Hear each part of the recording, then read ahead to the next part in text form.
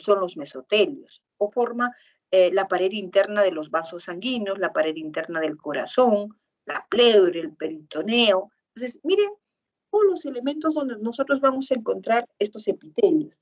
Estos epitelios de revestimiento, que es el primer grupo que habíamos empezado a describir, pues dependiendo de dónde esté localizado y la función que vaya a desempeñar, pues se agrupa en una capa o en varias capas, ¿correcto? Entonces, teníamos el epitelio simple y el epitelio estratificado o compuesto o poliestratificado. Recuerden siempre que los epitelios de revestimiento descansan sobre una membrana basal. Entonces, cuando nosotros vemos, por ejemplo, esta diapositiva de un epitelio de revestimiento, miren, en el esquema lo primero que se pinta es una línea. Y esa línea es la membrana basal, que es sumamente importante, donde se establecen uniones tipo hemidesmosomas, esa membrana basal que está formada por 3 capas, que son glucoproteínas, que son colágeno tipo 4, es colágeno tipo 3, y ya la describiremos con mayor detalle, recordando, porque eso ya lo hemos visto, que sirve de soporte, a través de ella se nutren los epitelios por un mecanismo que se llama imbibición, o sea, muchas características. Pero cuando nosotros vemos al microscopio, pues desgraciadamente pues hay elementos que no los visualizamos, como es la misma membrana basal, que por las dimensiones que no pasan de los 4 nanómetros, no podemos visualizarla, ¿no? Ya saben eso. Entonces, la deducimos en un corte, fíjense acá en la parte superficial, miren los núcleos aplanaditos, acá tenemos un vaso, este es el tejido epitelial, y el que está abajo es el tejido conectivo, en este otro lado tengo un vasito, una venita, y en este otro lado tengo una arteriola, ¿no? Y a poco iremos conociendo, y ambas tienen un epitelio simple plano que es un endotelio. En este caso estoy viendo un epitelio simple plano, pero desde la parte superior, como cuando veo las losetas del piso. Todos sabemos que las losetas del piso no tenemos varias capas. Tenemos una sola capa de cerámica que hemos puesto con su escasa sustancia entre una y otra. Es un epitelio simple plano visto desde arriba, como es el mesenterio. Cuando se le aplica, se le extiende y se le rocea con nitrato de plata, ¿no? Y entonces nos permite ver desde diferentes ángulos esto.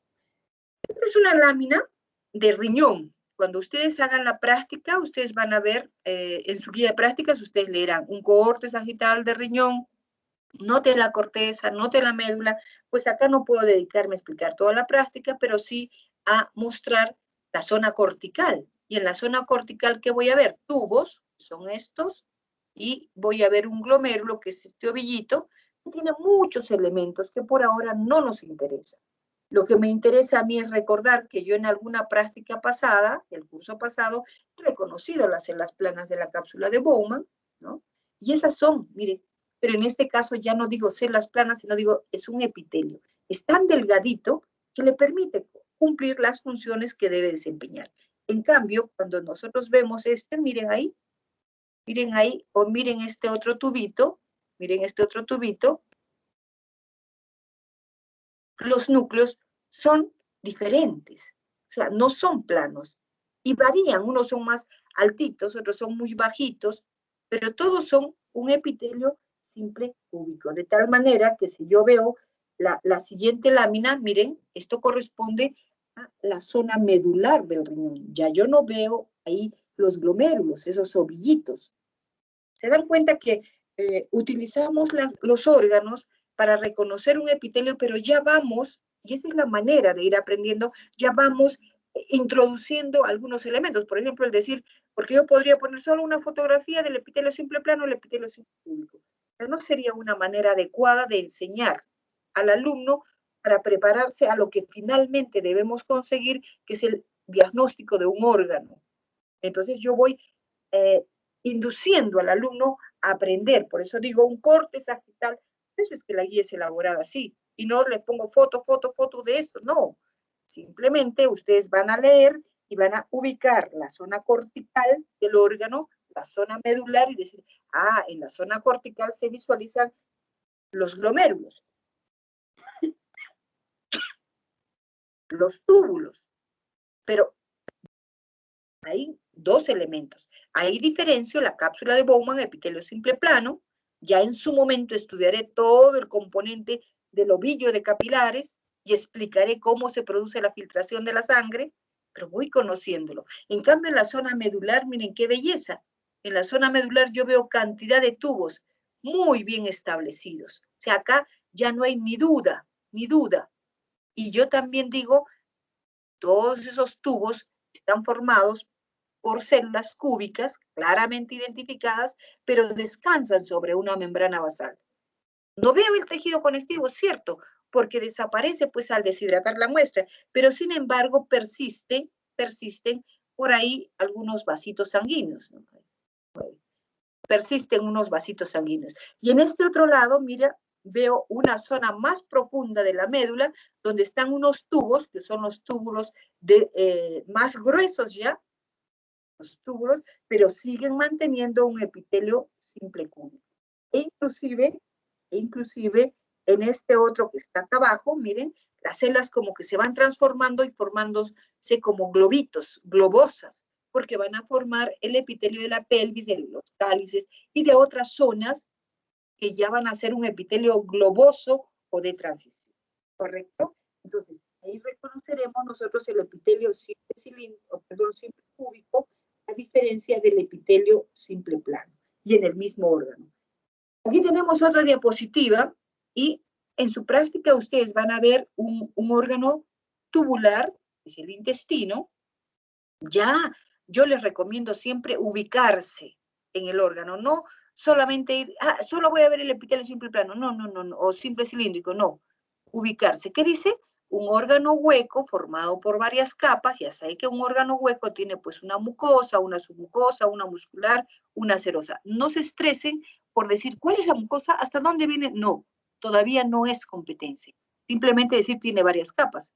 Y ya me voy familiarizando con los nombres, pero simplemente eso. Ahora, ¿qué me interesa? Busco una vellosidad intestinal.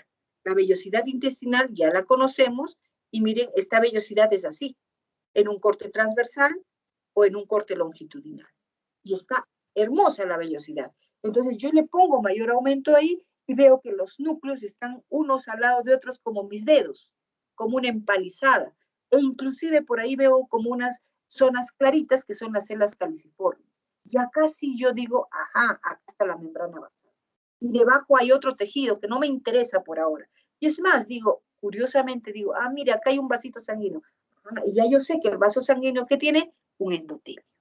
Si se dan cuenta, y me voy a la parte apical y digo, ay, las células de aquí tienen como una línea, mírenla, una línea donde estoy señalando, una línea es la zona apical. Esa línea son las microvellosidades que mencionábamos, que se desarrollan como una modificación, las voy a mencionar luego también, como una modificación en ciertos tipos celulares para ampliar la superficie, y que forman lo que llamamos chapa estriada, rivet en cepillo o estereocilios. En este caso, la chapa estriada. Y me ayudo con este esquemita, pero en mi práctica no voy a hacer un esquemita. ¿Me puedo hacer a un costadito un esquemita? Sí, correcto, lo puedo hacer.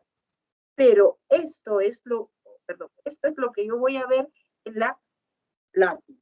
Lo otro es un esquema que me ayuda a entender. Luego también recuerdo que ese epitelio simple cilíndrico puede presentar las microvellosidades como la chapa estriada que mencioné, pero puede presentar otras diferenciaciones como por ejemplo los cilios y ser ciliado.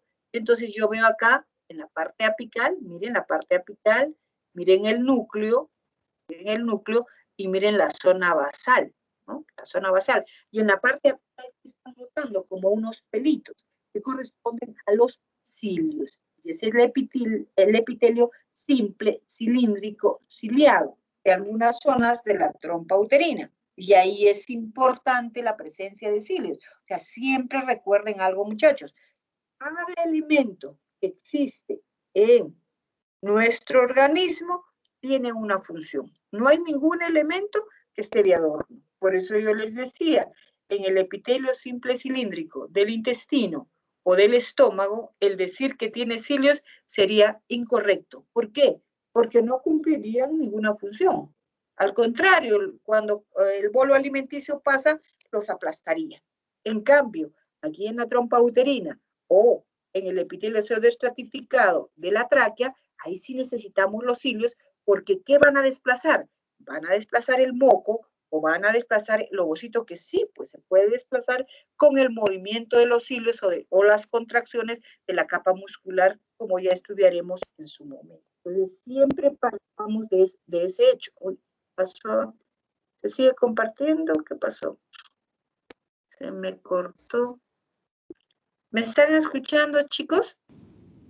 Sí, doctora. sí se le escucha, Sí, doctora. sí, doctora. Sí, pero no tengo ya, pero yo no tengo mi pantalla. No sé qué pasó. A ver, un ratito.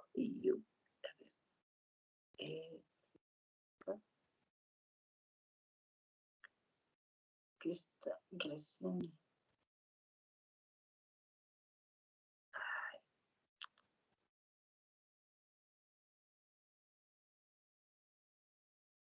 Doctora, sí está compartiendo, solo tiene que entrar al PowerPoint de nuevo. Sí, sí, sí es lo que estoy haciendo.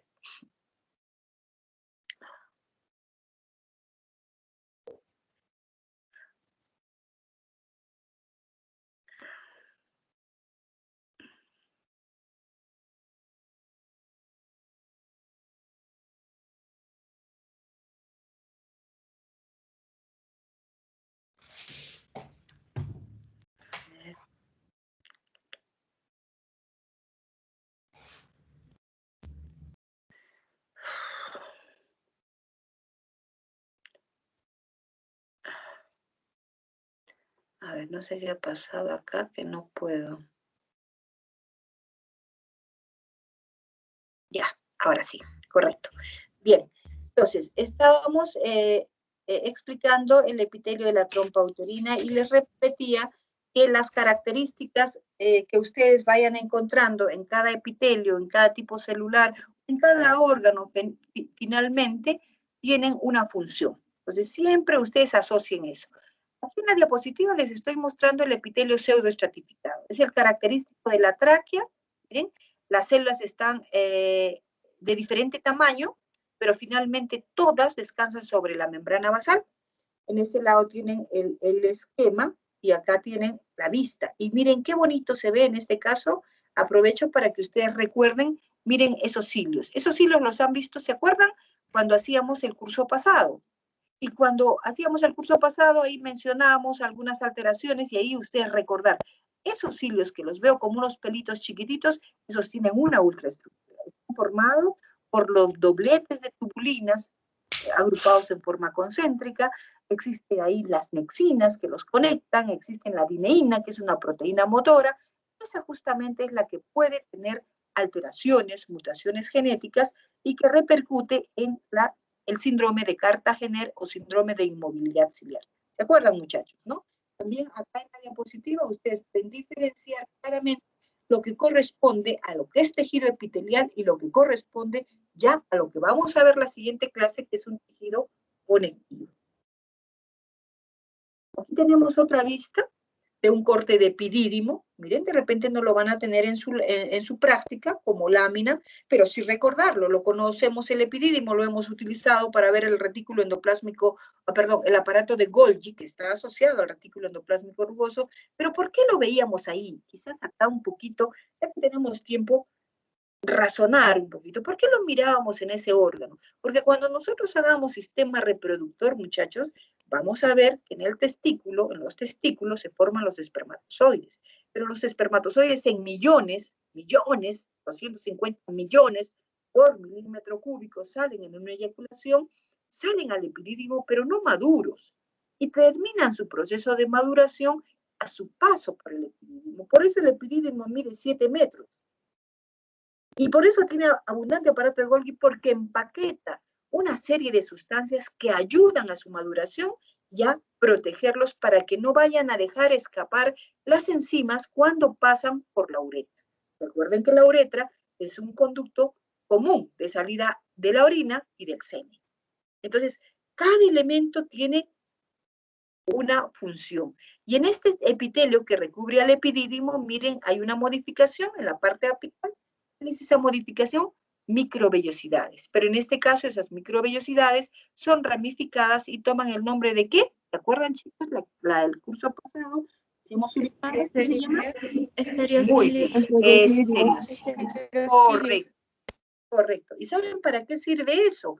Para que las secreciones que se producen en el retículo endoplásmico rugoso, se empaquetan en el aparato de Golgi, no caigan bruscamente hacia la luz del tubo y dañen la célula tan importante que es el espermatozoide, sino se desplacen suavemente y lleguen hacia la luz del tubo. Entonces, todas esas cosas son importantes conocer porque nos van a ayudar a entender la estructura de nuestro organismo y siempre relacionarla, la anatomía, la histología, la fisiología, la patología, que es el bagaje de conocimientos que va a tener un médico. El otro grupo de epitelios que tenemos son los epitelios estratificados. Y los epitelios estratificados, empezamos por el estratificado plano. Miren acá, tenemos varias capas de células de diferentes formas, pero ¿en qué nos fijamos? En la capa superficial.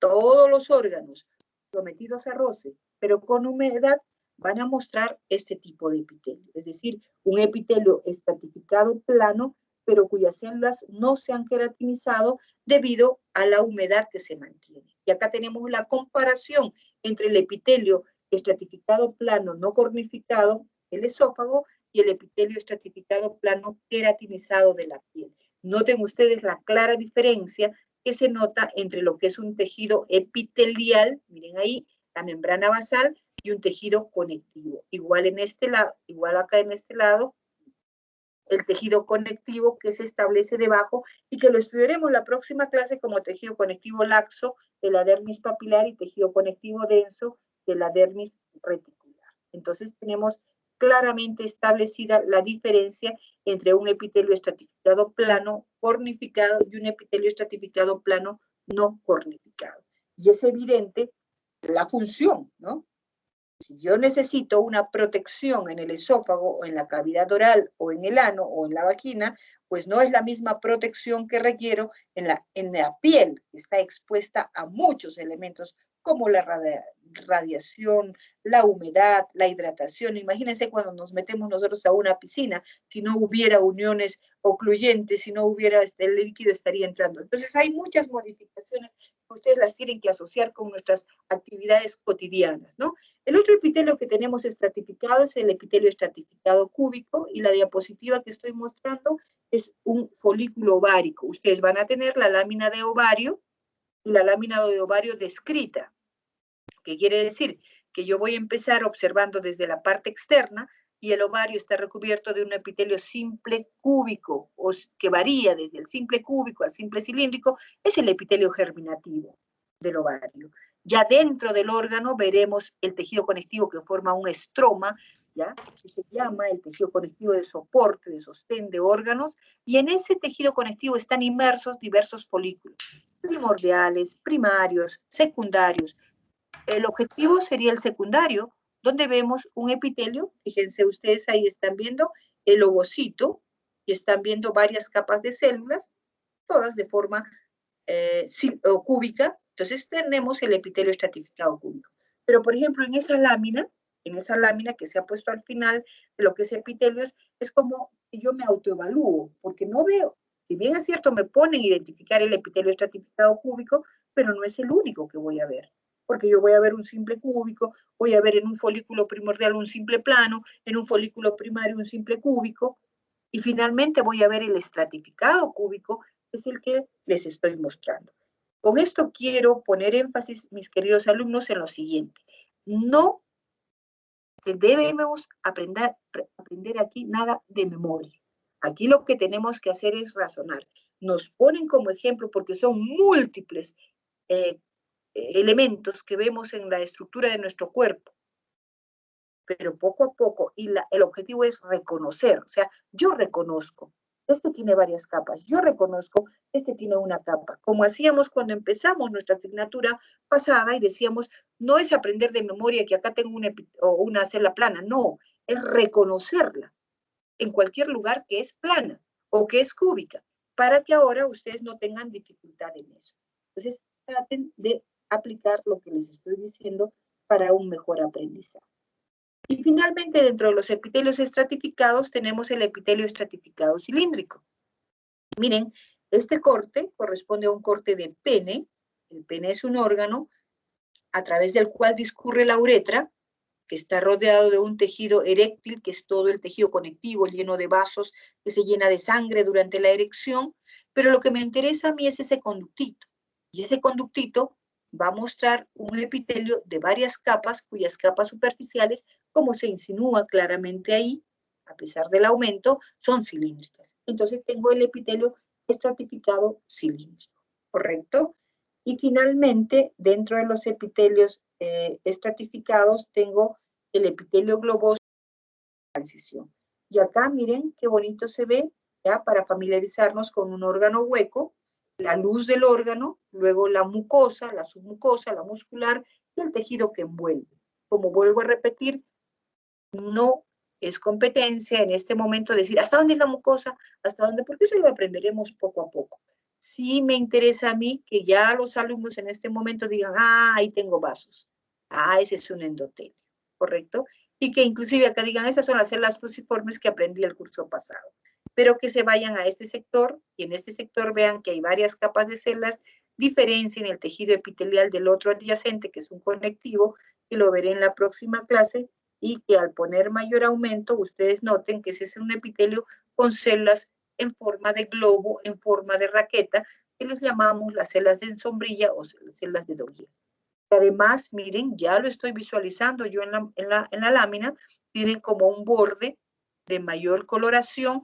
¿Por qué? Porque ahí hay unas modificaciones e inclusive hay ciertas moléculas que forman uniones, acuérdense, ocluyentes, y que además protegen, forman como un impermeabilizante para evitar que la orina que se almacena o que discurre por estas vías, en el caso de la vejiga se almacena, en el caso del uréter discurre, pudiera dañar el epitelio, ¿no?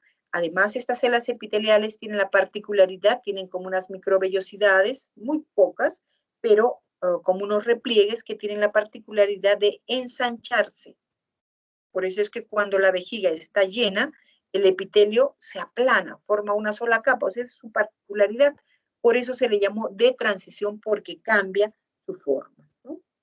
Y todos los epitelios, pues en sus células, tienen diferentes modificaciones, ya sea moleculares, por ejemplo, el epitelio del intestino tiene adosadas una serie de enzimas que ayudan a captar, a atraer ciertos elementos para absorberlos con facilidad, ya que esa es su función, ¿no? En el caso del epitelio de la vejiga, miren lo que acabo de mencionar.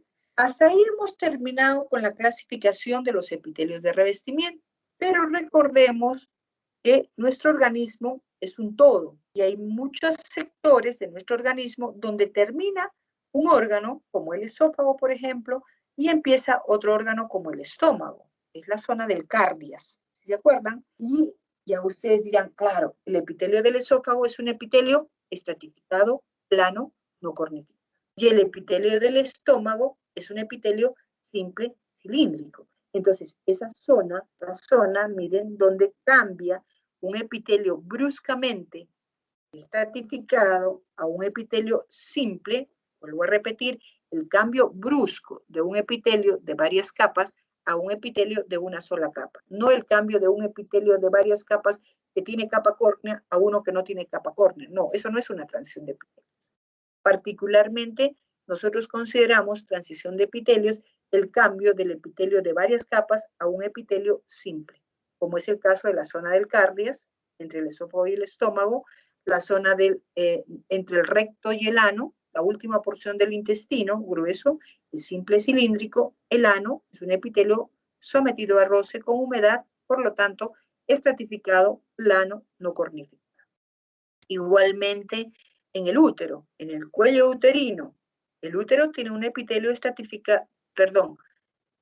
simple cilíndrico, y la vagina tiene un epitelio estratificado plano. Entonces ahí, entre el endocervix, que es la parte interna del cuello uterino, y el exocervix, que es la parte externa, ahí también hay una transición de epitelios.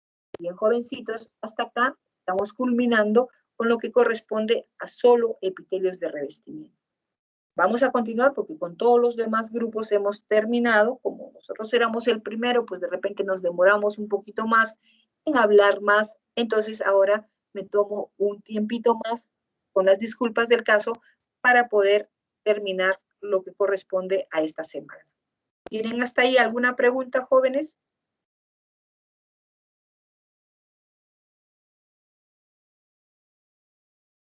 Bien. Para su reloj está adelantado, ¿Está adelantado?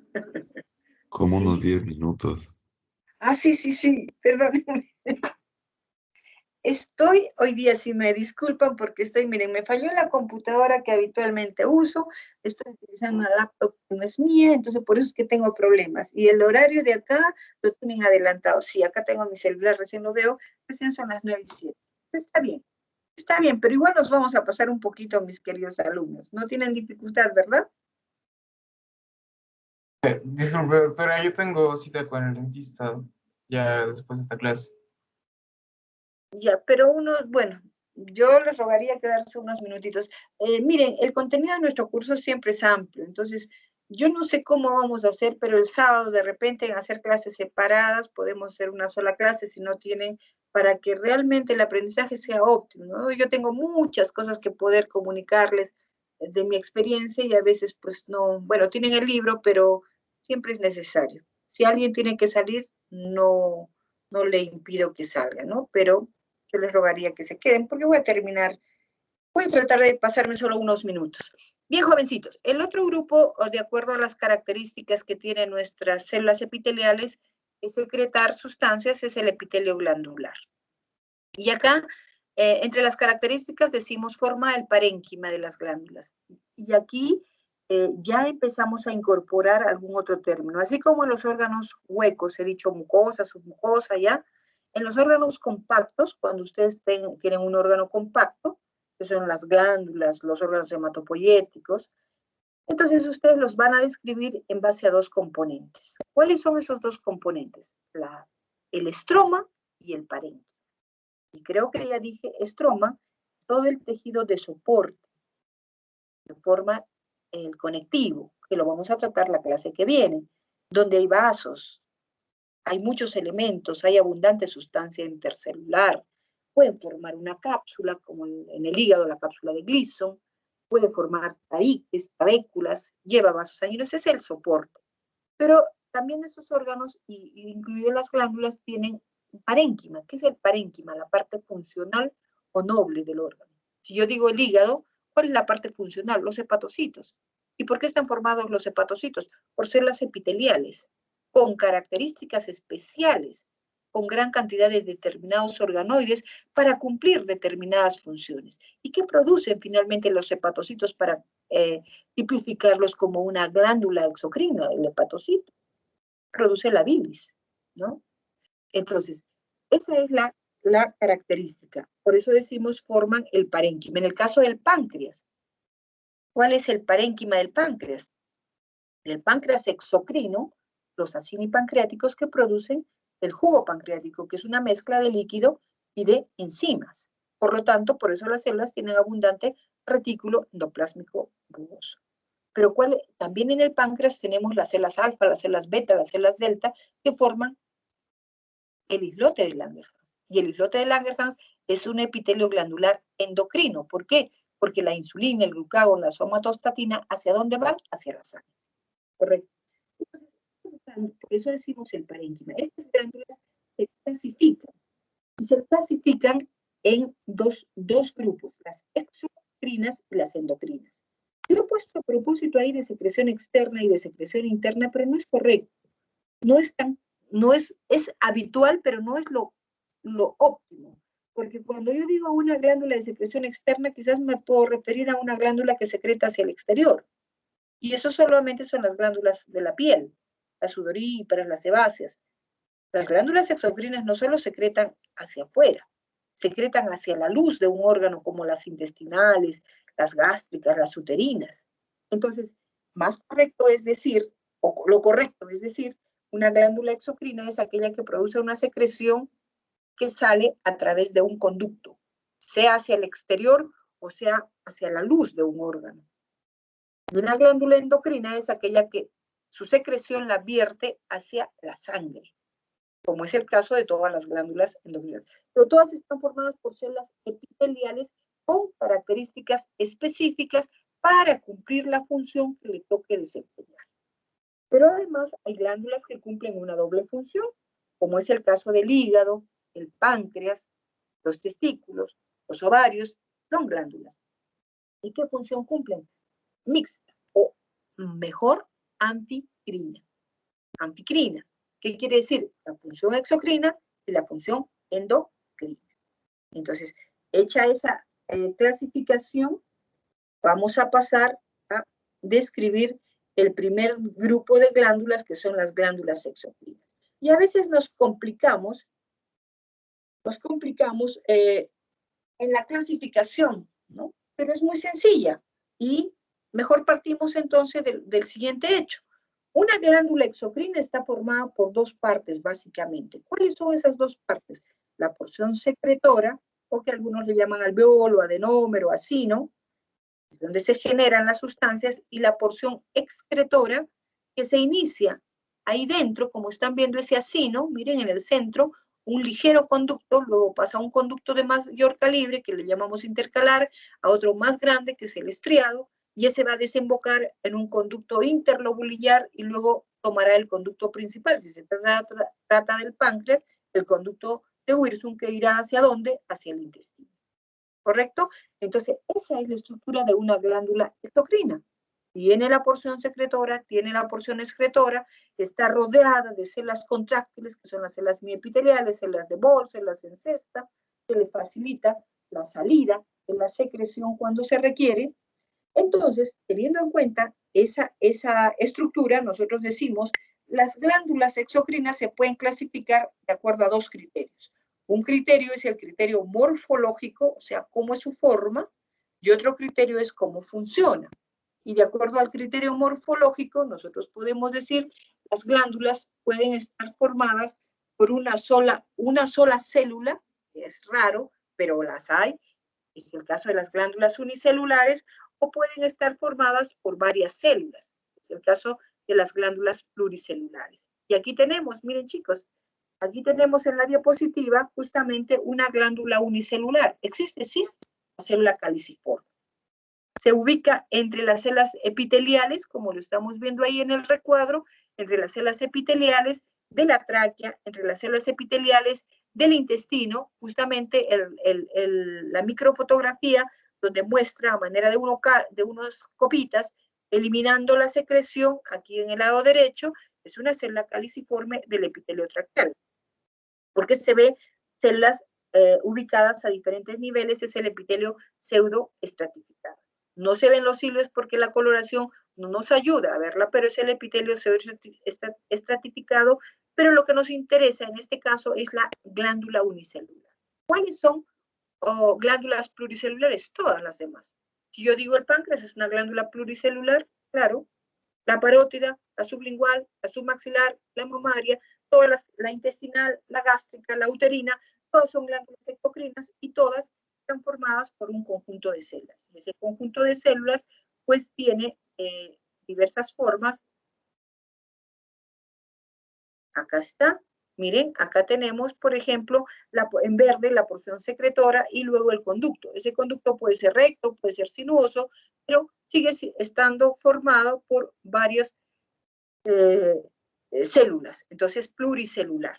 Pero además, miren cómo es el conducto. El conducto lo vemos simple, es sinuoso, como en el caso de la imagen del lado derecho, pero sigue siendo simple, o sea, el conducto es uno solo.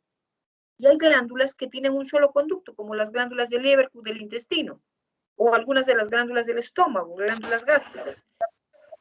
Pero sin embargo, hay otras glándulas que no tienen un solo conducto, sino tienen un conducto muy ramificado. Miren acá, acá tenemos glándulas que tienen un solo conducto, como la primera, y otras glándulas, miren, que la porción secretora desemboca, pero ramificada en una zona y luego forma un conducto. Entonces tenemos las glándulas simples y compuestas.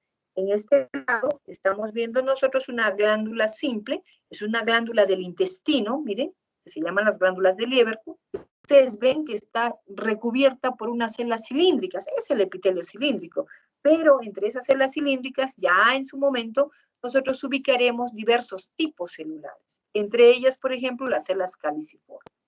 Y nos dejamos entender y vamos viendo poco a poco. Miren, para que se vayan familiarizando, este es un corte longitudinal y este es un corte transversal. O sea, eso lo vamos a ir aprendiendo poco a poco en nuestra histología. Luego tenemos otro tipo de glándulas. Entonces hemos dicho, miren, por el número de células serían, ¿qué? Unicelulares, pluricelulares, con sus respectivos ejemplos.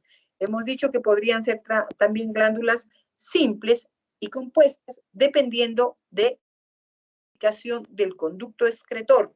Las glándulas compuestas son las glándulas salivales, ¿no? Las glándulas salivales, su conducto se ramifica como un árbol, la parótida, sublingual, submaxilar.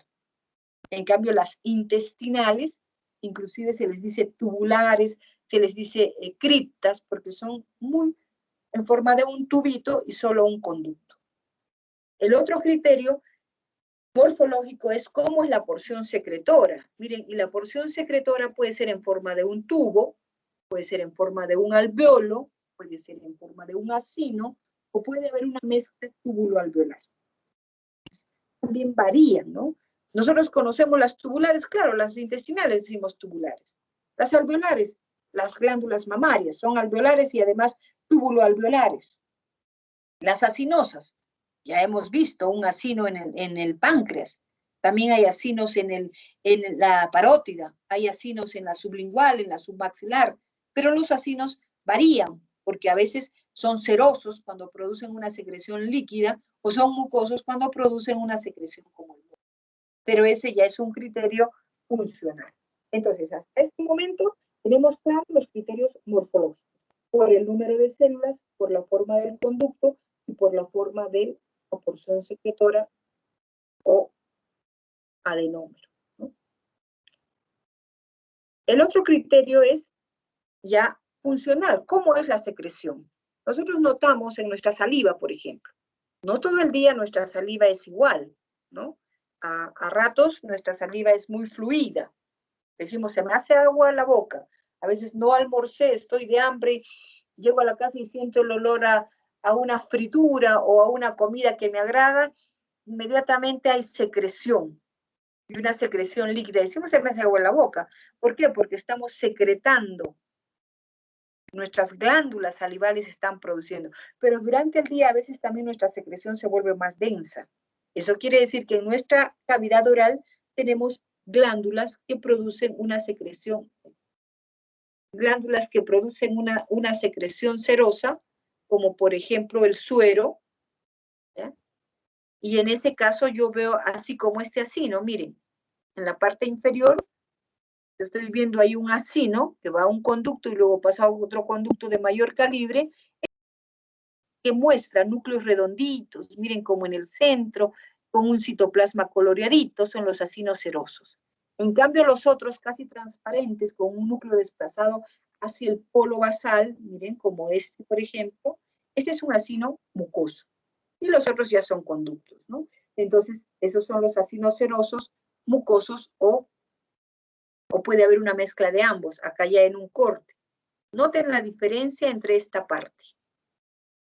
Esa parte se ve oscura, miren los núcleos, en cambio la parte que se une acá, esta, es diferente.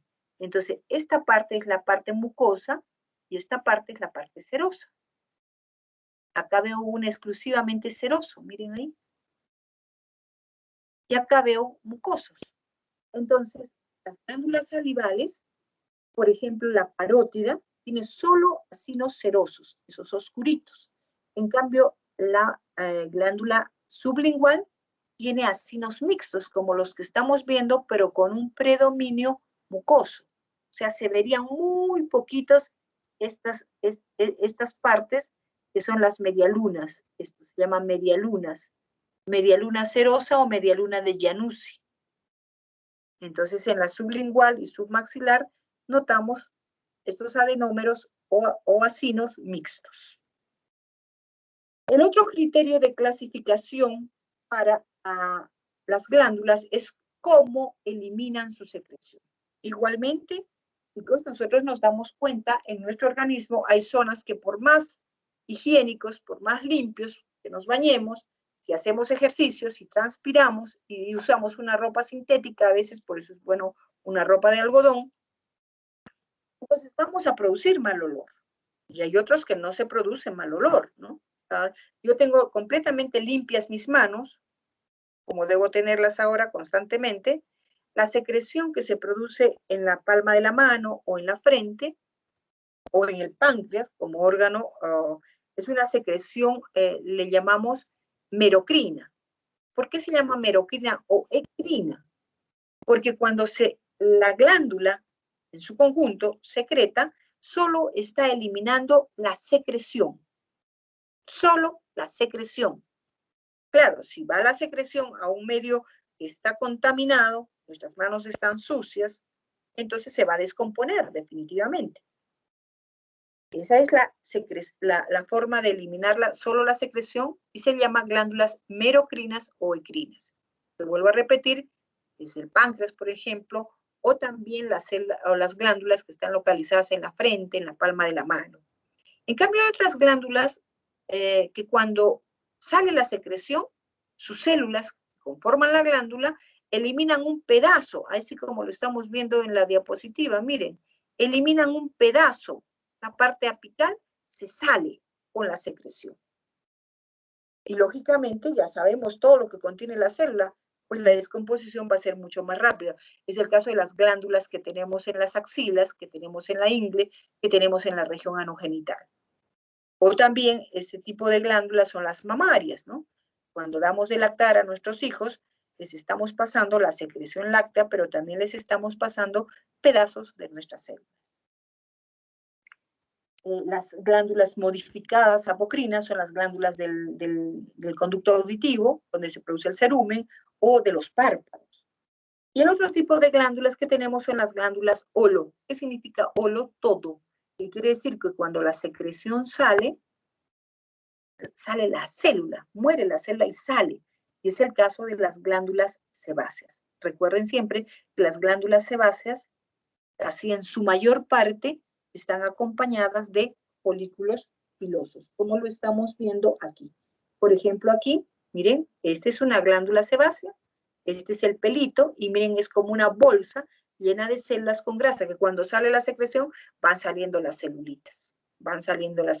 En cambio, en este otro lado tenemos una glándula apocrina, ¿no? Donde la secreción se va a perder con parte de la célula y va a salir a través del conducto hacia un poro que es el que desemboca en la piel. Bien, jovencitos, hasta ahí hemos completado lo que corresponde a tejido epitelial glandular, pero no quiero dejar de mencionar el otro tipo de glándulas que son las glándulas endocrinas. No lo voy a hacer con detalle porque va a haber un capítulo especial donde nosotros vamos a tratar lo que corresponde a endocrino, pero sí debo mencionar lo siguiente. Estas glándulas también las clasificamos. Y las clasificamos de acuerdo al predominio de sus células. ¿Cómo predominan las células? En grupos, llamamos racimos, en cordones o en folículos. Pero además recuerden siempre que dependiendo de lo que vayan a producir esas células que forman la glándula, que son sustancias que van hacia la sangre denominadas hormonas, las hormonas pueden ser de naturaleza esteroidea, de naturaleza proteica, inclusive formadas por un aminoácido unido a otras sustancias, ¿no? Entonces, dependiendo de eso, varía la ultraestructura y los organoides estén más desarrollados o menos desarrollados, ¿correcto? Entonces, las glándulas endocrinas se clasifican de acuerdo al predominio de grupos celulares en arracimadas. Si predominan los racimos, ustedes saben que es un racimo, un acúmulo, como un racimo de uvas, un acúmulo de células surcada por vasitos sanguíneos a través de los cuales va a viajar la hormona. Un ejemplo de glándula racimada, donde predominan estos acúmulos de células con diferentes características tintoriales, como basófilas, acidófilas, cromófobas, porque producen un montón de sustancias que regulan el sistema endocrino, es la adenohipófisis. Así decimos, adenohipófisis. No digo la hipófisis, porque la hipófisis tiene dos partes, hasta tres. La neurohipófisis, la pars intermedia y la adenohipófisis. ¿Cuál es la racimada? La adenohipófisis. Decimos una glándula cordonal porque tiene un predominio de cordones, hileras, surcadas por capilares también, y un ejemplo de glándula cordonal donde hay ese predominio es la corteza suprarrenal o el cuerpo lúteo o cuerpo amarillo. Y finalmente una glándula folicular, pero primero diré que es un folículo. Un folículo es una cavidad que tiene un contenido, como cuando digo el folículo ovárico, por ejemplo. Pero ahí no estoy refiriéndome a la glándula, ¿no? Sino al folículo ovárico. Pero cuando digo un folículo tiroideo, ahí sí, es un folículo, una cavidad que tiene el coloide con las hormonas tiroideas y que está rodeado de unas células cubanas o de un epitelio, dependiendo del estado funcional. Entonces ya tenemos sencilla la clasificación. Racimadas, foliculares y cordonales. Y el último grupo del tejido epitelial, miren, son los neuroepitelios. Y los neuroepitelios son células epiteliales que se modifican para formar una cubierta protectora a una terminación nerviosa y que esta no sea dolorosa, sino más bien nos ayude a captar sensaciones de sabor, de olor o de sonido. Yo quiero preguntarles acá, muchachos, ¿qué tipo de epitelio es el que estoy señalando?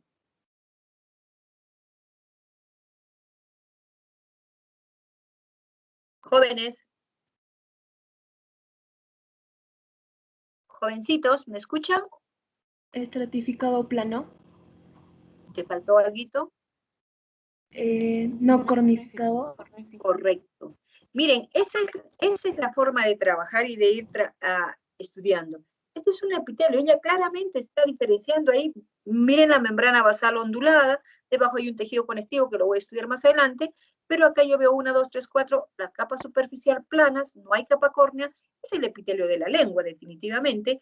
Lo que estoy viendo acá es una papila gustativa y en esa papila gustativa, fíjense, noto una zona clara. Y esa zona clara corresponde a células epiteliales que forman como una capsulita, como está en el esquema de la izquierda, donde hay una terminación. Y eso es lo que me permite, eso es lo que nos permite, chicos, captar esas sensaciones de sabor dulce, salado, ácido, amargo, a través de estas terminaciones nerviosas que están en nuestra lengua. Otro lugar donde nosotros tenemos neuroepitelio es en el epitelio de las fosas nasales, en lo que llamamos el epitelio olfatorio. El epitelio olfatorio, ¿se acuerdan ustedes que el epitelio de revestimiento de las vías respiratorias cuál es? A ver quién me contesta. Chicos. Pseudoestratificado ciliado, doctora. Pseudoestratificado. Muy bien. Pseudoestratificado, cilíndrico, ciliado y con células caliciformes. El que estoy mostrando no es el epitelio de las fosas nasales, pero este es el epitelio del oído interno, del órgano de Corti, donde también tengo un neuroepitelio. Pero recordando, el epitelio pseudoestratificado, cilíndrico, ciliado de nuestras fosas nasales, en la zona olfatoria, tiene intercaladas entre las células epiteliales, miren, unas neuronas parecidas a estas, que son verdaderas neuronas bipolares, que son las que nos permiten captar las sensaciones de olor, ¿correcto? Entonces es un neuroepitelio junto con este que estoy mostrando, que es el epitelio del órgano de Corti, donde tengo también neuronas, donde tengo, no necesitan aprender toda la estructura, chicos, ¿sabes? El objetivo en esta clase, porque vamos por pocos y a mí me gusta ir construyendo el conocimiento, no atiborrarlos de conocimiento para que se pierda. No, acá lo que me interesa simplemente es saber que acá estoy viendo un corte del órgano de Corti, que es bastante complejo, pero en el cual pongo en evidencia un neuroepitelio. ¿Por qué? porque hay células epiteliales modificadas que forman varios tipos, ¿no? Pero ahí tengo una terminación nerviosa. Es lo único que me interesa por el momento. Posteriormente, si tenemos ese conocimiento básico, pues podremos nosotros ubicar la membrana tectorial, la membrana basilar y otros elementos que ya guardan relación con competencias de otra asignatura. ¿Correcto? Muy bien. Entonces, hasta ahí nosotros hemos visto, jovencitos, todo lo que corresponde al tejido epitelial con su clasificación, con su localización, con sus particularidades. No quiero dejar de mencionar lo que se dijo al inicio, cuáles son las características de este tejido epitelial, pero más esto está relacionado ya con la ultraestructura que estudiábamos en el curso pasado. Nosotros hemos mencionado en estas células la polaridad que muestran y esa polaridad está referida a las diferenciaciones que tienen en la zona apical, en las caras laterales y en la membrana basal, ¿sí? Entonces, esos son elementos que nosotros estudiamos y que los vamos a recordar un poquito y que siempre ustedes tienen su bibliografía. Por eso, yo les recomiendo siempre tener sus libritos ordenaditos para cualquier consulta. El que quiere formarse como excelente profesional siempre va a consultar. El que no, pues lee para probar. Pero no es la idea, porque el éxito que van a tener ustedes y que yo voy a disfrutar con su atención como médicos es eso, el tener un gran bagaje de conocimiento, ¿no? Y no nos cuesta nada. Pues si tengo a la mano, cuando yo estudio esto, reviso. Digo, a ver qué decía de la membrana basal. Ah, tan importante. Cuando las células se dividen incontroladamente y rompen la membrana basal, agarran un vasito sanguíneo y rápido tenemos una metástasis. ¿Sí se dan cuenta? Aplico conocimientos. Pues bien, ahí tenemos justamente la membrana basal, que ya la habíamos estudiado, que está formada por una capa lúcida, una capa densa, una capa reticular, que si yo la recuerdo, digo, por eso no la veo al microscopio. ¿Y qué tiene esa capa lúcida? Tiene un montón de glucoproteínas, entre ellas la laminina, la epilegrina. Esos nombrecitos, pues no me los voy a acordar de repente, y yo no soy partidaria de preguntarles así, muy poco, ¿no? Algunas cosas que sí, pero la localización de los epitelios es necesario, pero algunas de estas sí, pero sí saber que son glucoproteínas, y ya en la próxima clase vamos a ver qué son GAGs, qué son glucoproteínas, qué importancia tienen en la constitución de un tejido. Igual cuando digo la lámina densa me interesa saber qué es resistente. ¿Por qué? Porque tiene el colágeno tipo 4, asociado por supuesto con otros elementos de la sustancia intercelular que le estudiaremos en la siguiente clase. Pero que quizás en el curso pasado las mencionaba, pero a la ligera, pero que ahora tengo que tomar más importancia y decir, ya son los GAG, separan sulfato con sulfato y se asocian con el colágeno tipo 3. Y la última lámina, que es la reticular, es colágeno tipo 3, que van a ver que forma el tejido reticular. Pues eso es importante, pero es importante también recordar que ahí se establecen, ahí tienen, miren, las células epiteliales en un esquema con su membrana plasmática o plasmalema, y la lámina lúcida, la lámina densa y la lámina reticular. Pero ahí se establecen, ¿se acuerdan ustedes? Unas uniones, las habíamos comentado, que son los hemiesmosomas.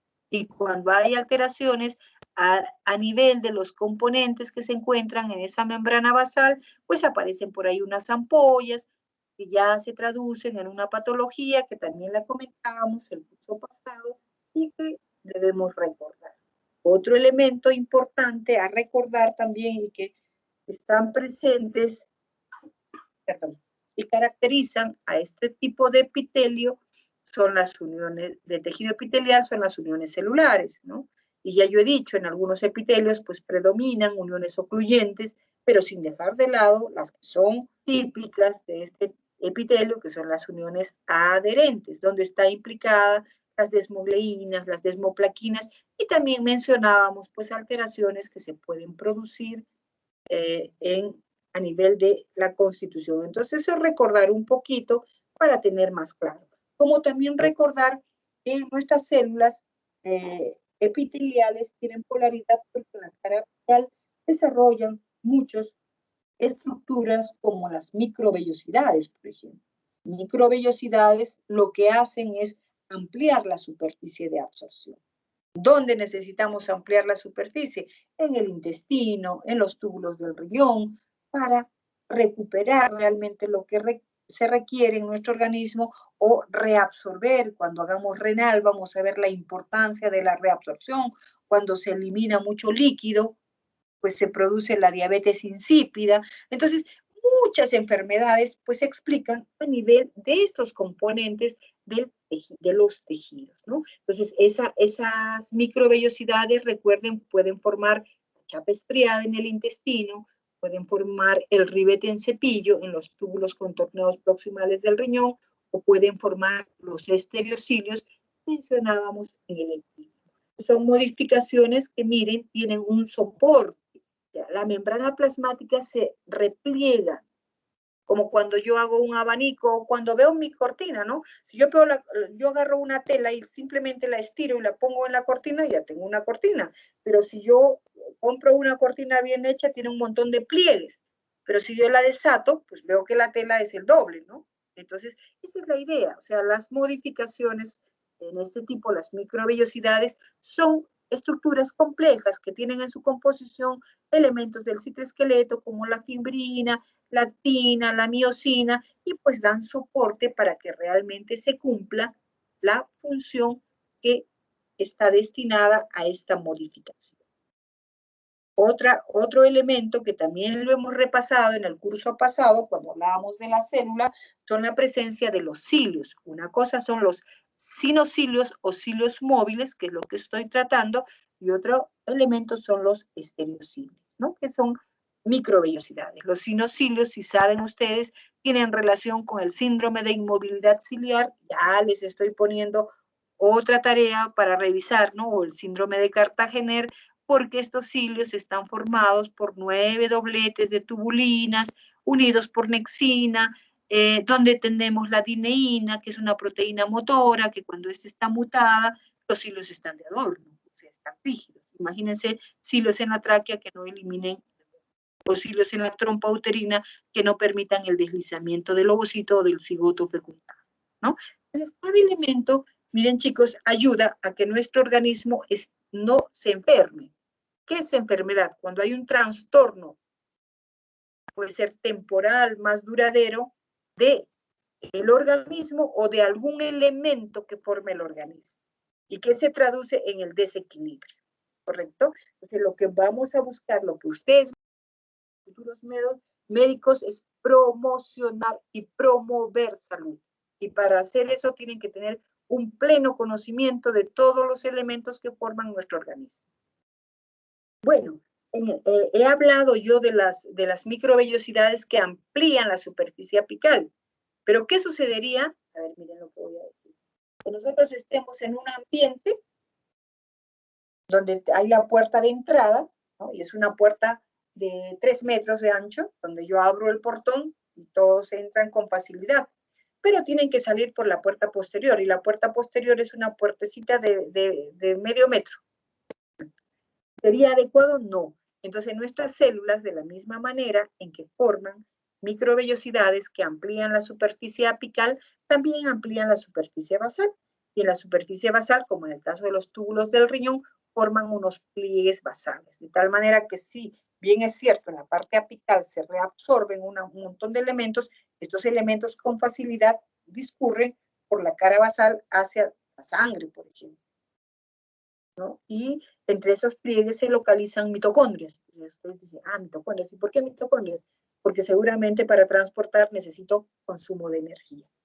Entonces es muy bonito integrar nuestros conocimientos y la clase es para eso, ¿no? Y ahí tenemos, miren chicos, las funciones que podemos atribuirles, desglosando, por supuesto, cuando yo digo protección, ¿protección contra qué?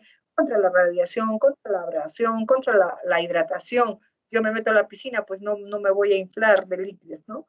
Transporte celular, secreción, absorción, permeabilidad, detección de sensaciones. Entonces realmente está todas las funciones que va a desempeñar nuestro tejido. Como siempre me gusta hacerles pensar un poquito, pues acá les pongo, aunque ya está contestado este caso clínico, dice, una niña presenta ampollas en las manos y pies. Tras los traumatismos, esto no me lo tienen que presentar, jóvenes. Ya vamos madurando en nuestro desarrollo de actividades, Hay muchas cosas que yo les voy a dejar a su libre voluntad. El alumno que quiere la consulta, el que no, no. Pero de repente en el examen yo les pregunto algo relacionado con eso. Y si no lo hicieron, además no solo porque les pregunté en el examen, sino porque tienen que ir acumulando un buen bagaje de conocimientos. Y está fácil esto. Una niña presenta ampollas en manos y pies tras los traumatismos. Una biopsia cutánea muestra separación del epitelio estratificado plano, cornificado, característica de la dermis a nivel de la membrana basal. Todos los términos los sabemos, chicos. Estudios complementarios muestran una mutación de genes que codifican filamentos intermedios de queratina. Explique la posible base estructural de la formación. Hay varias explicaciones, ¿no? Ustedes busquen lo que enriquezca su conocimiento e integre su conocimiento. Bien, jovencitos, hasta aquí terminamos la clase. Estamos, ok, todos los grupos listos, con todo el conocimiento para empezar nuestras prácticas.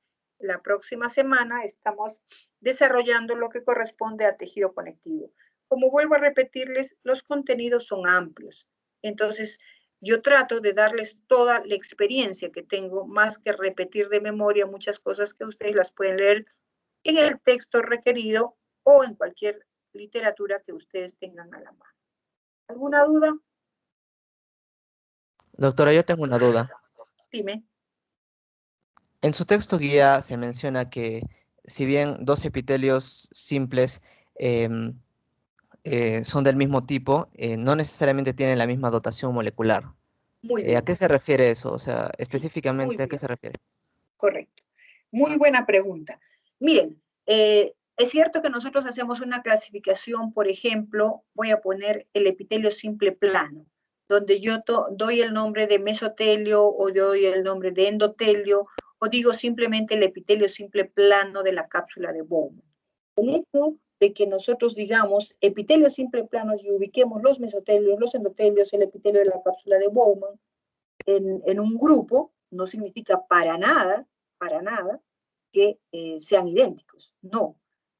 Por ejemplo, el epitelio de la cápsula de Bowman está formado por células planas, pero esas células planas tienen particularidades que les permiten desarrollar la función que van a cumplir ahí, que es tapizar, porque ahí quien va a realizar la filtración no es ese epitelio de la cápsula de Bowman, sino el epitelio de la cápsula de Bowman, pero la hoja interna.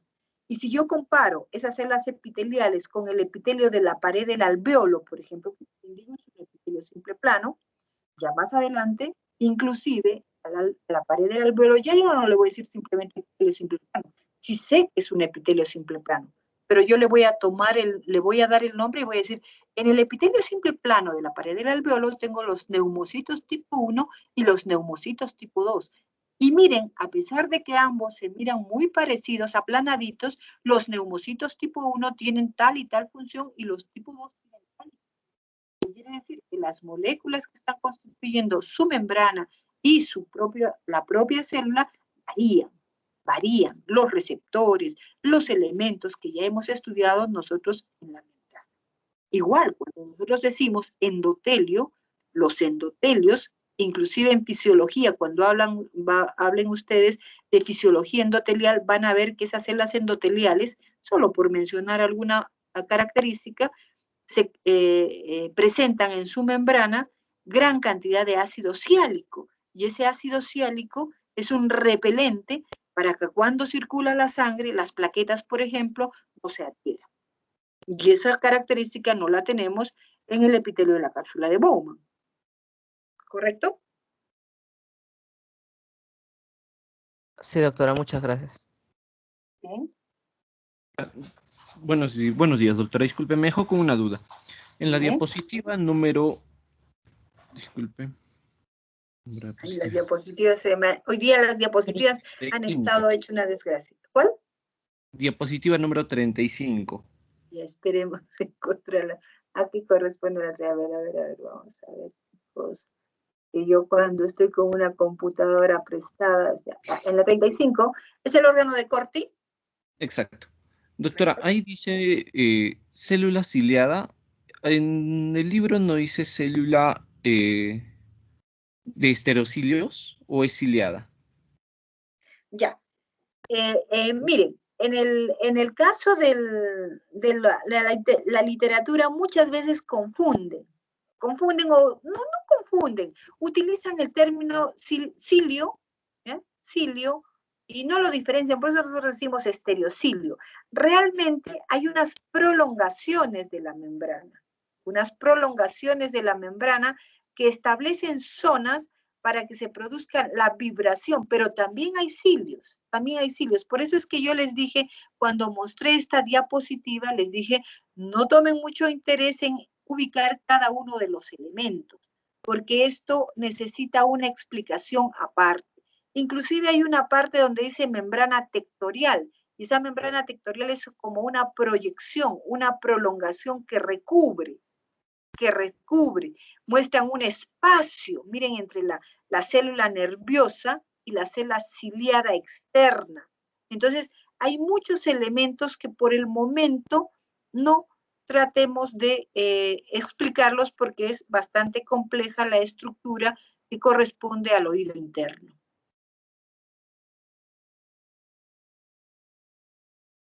¿Hecho? Muchas gracias, doctora. Ya, hijito. ¿Alguna otra pregunta, por favor? Doctora, Sí. con respecto a las grabaciones, ya no se pueden visualizar en Microsoft Stream y hay algunos que no tienen espacio para descargar los videos. ¿Podría, o sea, arreglar eso para que podamos visualizar los videos o descargarlos usted y Ya, ponerlos en la sí, plataforma? mira, hijito, realmente este problema no es un problema, porque la universidad lo que trata es de mejorar, pero a veces cuando se mejora siempre nos crea incomodidad. Ya nosotros estábamos acostumbrados a entrar al equipo de Teams y a través del equipo de Teams grababa, aunque al final casi ya no grababa, ¿no? Y lo pasaba al Streams y de ahí yo inclusive la copiaba y la ponía en el aula virtual. Eso es lo que hice en el curso pasado. Pero me daba con la sorpresa de que a través de la creación de los grupos, con los horarios, como los hemos puesto ahora, que es lo que nos sugerían, no se puede grabar. Pero voy a tratar de establecer los equipos, así como lo hice el semestre pasado, o sea, sección A, sección B, y entramos a través del Teams, ¿no? No sé qué vayamos a perder al hacer de esa manera. Entonces, ahí sí creo que hay la opción de grabar y de que yo copie el link y que ustedes lo tengan a disposición. Pero mientras sí les voy a pedir, por favor, que alguno de ustedes lo tenga, o si no me lo envían a mi correo, no sé cómo se pueda enviar la grabación y yo la pueda copiar y la pego en el aula virtual, que sería la otra, ¿no? Claro, sería mejor otra vez hacer los equipos por Teams. O sea, es que el Blackboard facilita nada más las reuniones en Teams, no es que se cree un equipo así tal cual como el semestre pasado.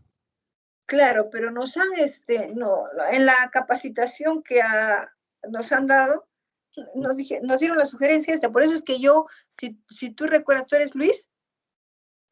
No, soy Brothers, doctora. Ah, Brothers. Ya, miren,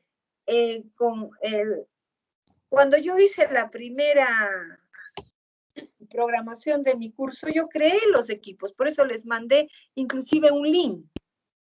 Pero después me llamaron y me dijeron, no, tienes que hacerlo a través del Blackboard. Bueno, entonces lo hice a través del Blackboard y es como estamos trabajando. Pero vamos a tratar, miren, estamos en la primera semana, yo les ruego por favor tener un paciencia.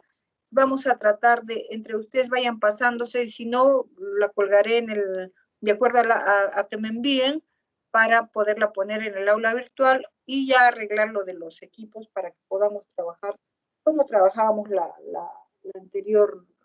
el anterior semestre. ¿De acuerdo? De acuerdo, doctora. Ya. ¿Listo? Doctora, Sí. Yo tengo una pregunta. ¿Todas las glándulas tienen adenómeros? Ya. El término que se da a la porción secretora, o sea, el término correcto es porción secretora, ¿ya? Así, porción secretora y porción excretora. De acuerdo a la forma, diferentes autores dicen, algunos utilizan en lugar de porción secretora, dicen adenómeros. Yo no lo considero correcto porque un adenómero tiene una forma especial, como es el caso de los adenómeros que forman la glándula mamaria. Y un acino tiene una forma especial, como es el caso de los acinos que forman el páncreas o la parótida. Entonces, para no entrar en confusiones, ustedes utilicen el término porción secretora, y la porción secretora puede ser un alveolo, un adenómero, un acino, un túbulo, que es la clasificación más sencilla para recordar. Pero siempre tengan en cuenta algo importante. Las clasificaciones las establecemos, pero no se cumplen pues a rajatabla, ¿no? O sea, no es que existe una glándula que solo tiene alveolos, existe una glándula que solo tiene adenómeros, no es así, porque la diversidad es mucha, predominan los acinos. Y yo sí podría decir, en el páncreas sí hay puro acino, sí, pues son acinos serosos, igual en la parótida, en la sublingual, en la submaxilar, pero no podría decir lo mismo, por ejemplo, en la glándula mamaria, donde en algunos sectores hay como unos alveolitos, adenómeros y hasta conductos, ¿no? Entonces las clasificaciones nos ayudan a aprender, pero no se cumplen así a rajatabla. Conforme vamos avanzando en nuestro aprendizaje, nos damos cuenta que sí son útiles, muy útiles, y algunos cumplen estrictamente esa clasificación, pero siempre hay una variación, ¿no? Es que el motivo por el que le preguntaba era porque en el libro decía que no todas las glándulas pueden, no todas las glándulas se pueden encontrar los dos tipos de conductos intralobulares. Entonces, el conducto intercalar en el libro también decía que siempre está en relación con el adenómero, pero como usted dijo, Con la ya no es porción el adenómero. secretora. Con Ajá. la porción secretora. Ajá. Ya, Entonces, ahora explico. Sí. Ya, mira, se refiere a la estructura de la glándula. La glándula, por eso yo les dije, tiene una porción secretora y una porción excretora. Entonces, las células se agrupan y definitivamente tienen que vertir su secreción a un pequeño orificio. Y ese es el primer conducto. Pero ese conducto chiquitito, que no se ve al microscopio óptico, desemboca en un conducto intercalar, que es el conducto, digamos, ya establecido. Inclusive cuando hagamos nosotros más adelante glándulas con precisión ya, vamos a ver que hay unos conductos que están formados por la pared de la propia glándula, que son las células secretoras, ¿no? Y ya otra parte del conducto está formado por células epiteliales que son cúbica bajita, cúbica más alta, cilíndrica, estratificada, cilíndrico, dependiendo del calibre del conducto. No sé si con esto respondí tu pregunta. sí, gracias, doctora. ¿Ya? Muy bien, jovencitos, ven, cuando tenemos un poquito de tiempo nos da pie a poder, teníamos hasta 1 hora, pero ya. Bien, entonces que tengan un buen fin de semana, nos estamos viendo la próxima semana. Hasta luego, jóvenes. Hasta luego, doctora. Hasta luego, doctora. Hasta luego. Doctora. Doctor. Doctora. Gracias. Doctora.